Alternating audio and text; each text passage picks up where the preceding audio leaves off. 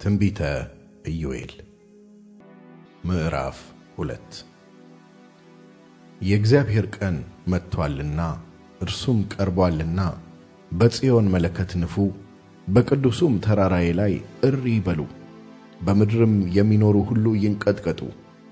የእግዚአብሔር ቀን መጥቶአልና የጨለማና የጭጋግ ቀን፣ የደመናና የድቅድቅ ጨለማ ቀን ነው።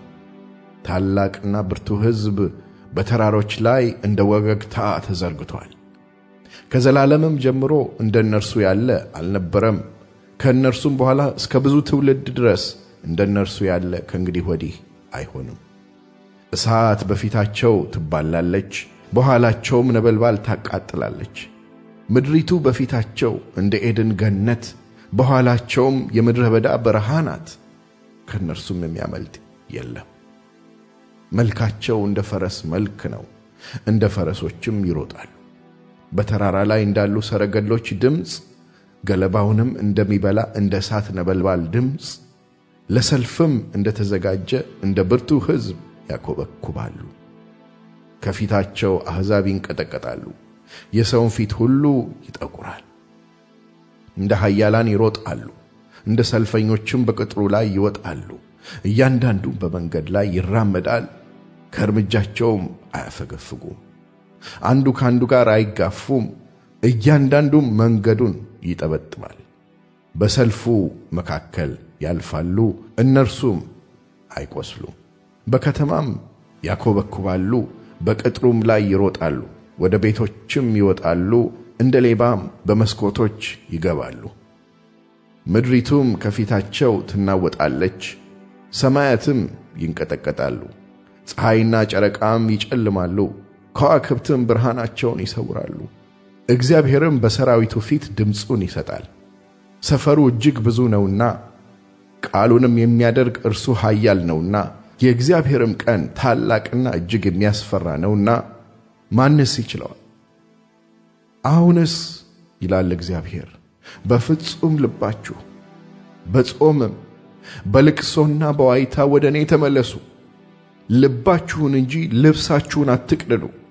አምላካችሁም እግዚአብሔር ቸርና መሐሪ፣ ቁጣው የዘገየ ምሕረቱም የበዛ ለክፋትም የተጸጸተ ነውና ወደ እርሱ ተመለሱ።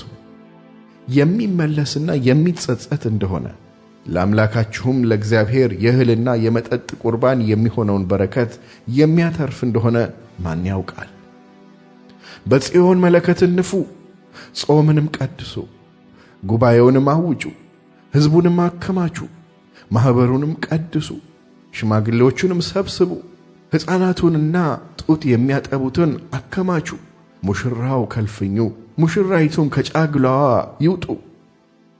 የእግዚአብሔርም አገልጋዮች ካህናት ከወለሉና ከመሠዊያው መካከል እያለቀሱ አቤቱ ለሕዝብህ ራራ፣ አሕዛብም እንዳይነቅፏቸው ርስትህን ለማላገጫ አሳልፈህ አትስጥ። ከአሕዛብ መካከል አምላካቸው ወዴት ነው ስለ ምን ይላሉ ይበሉ። እግዚአብሔርም ስለ ምድሩ ቀና፣ ለሕዝቡም ራራለት።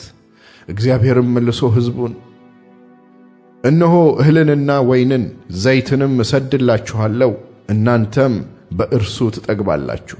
ከእንግዲህም ወዲያ በአሕዛብ መካከል መሰደቢያ አላደርጋችሁም።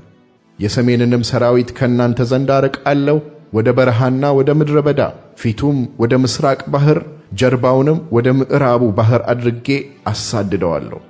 እርሱም ትዕቢትን አድርጓልና ግማቱ ይወጣል፣ ክርፋቱም ይነሳል አለ።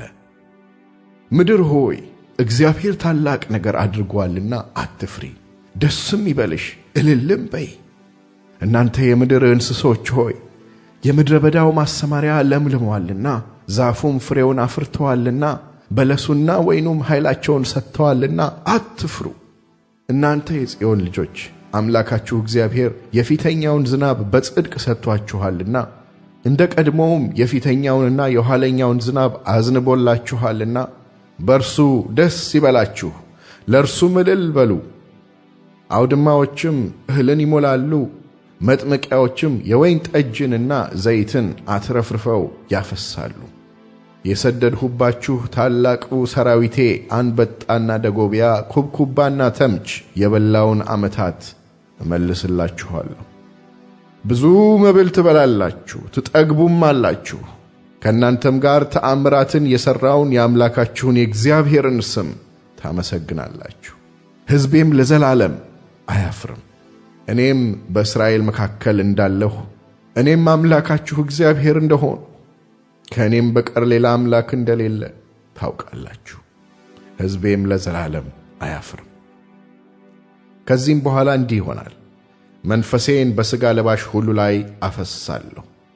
ወንዶችና ሴቶች ልጆቻችሁም ትንቢት ይናገራሉ፣ ሽማግሌዎቻችሁም ሕልምን ያልማሉ፣ ጎበዞቻችሁም ራእይ ያያሉ።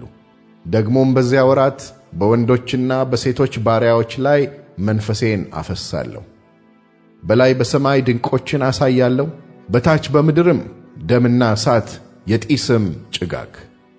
ታላቁና የሚያስፈራው የእግዚአብሔር ቀን ሳይመጣ ፀሐይ ወደ ጨለማ ጨረቃም ወደ ደም ይለወጣል። እንዲህም ይሆናል፣ የእግዚአብሔርን ስም የሚጠራ ሁሉ ይድናል። እግዚአብሔርም እንደተናገረ በጽዮን ተራራና በኢየሩሳሌም መድኃኒት ይገኛል።